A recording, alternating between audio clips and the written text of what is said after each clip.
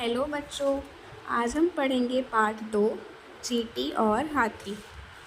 किसी जंगल में एक रानी चींटी रहती थी। वह सुबह भोजन की तलाश में निकल जाती थी। अन्य चींटियां भी उसके पीछे पीछे चल देती थी। उसी जंगल में एक हाथी रहता था।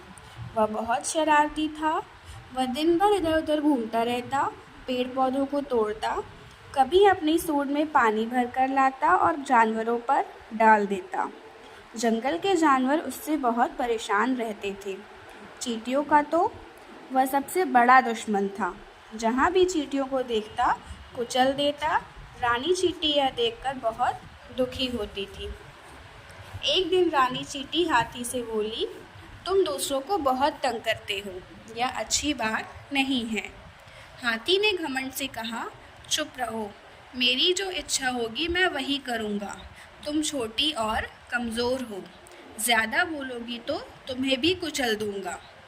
चींटी को क्रोध तो बहुत आया, पर वह चुप हो गई। उसने हाथी को मज़ा चखाने की सोची। वह घास में जाकर पत्तियों के नीचे छिप गई। हाथी घूमते घूमते वहाँ आया तो चींटी चुपके से उसकी सूंड में घुस गई और उसे काटने लगी। चींटी ने हाथी की सूंड में जगह जगह काट लिया। हाथी दर्द से चिल्लाने लगा।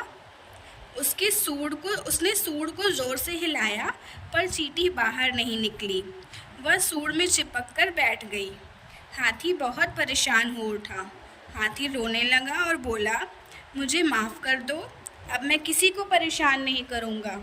चींटी दयालु थी। वह सूंड से बाहर आ गई और हाथी से बोली, किसी को छोटा और कमज़ोर नहीं समझना चाहिए। हाथी को अपनी गलती का अनुभव हो गया था। उसने चींटी से माफ़ी मांगी। फिर हाथी ने कभी भी किसी को नहीं सताया।